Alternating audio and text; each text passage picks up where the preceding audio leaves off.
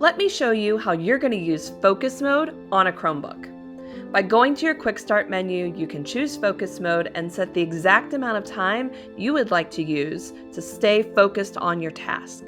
You can even access Google Tasks so that you can check off your to-do list as you work.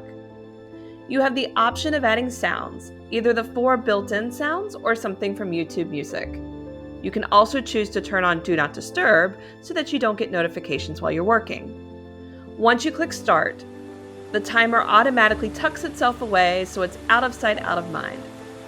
But you can hear the sounds and you can access the timer so that if you want to know how much progress you've made or if you want to check something off your to-do list, you have access to your focus mode panel.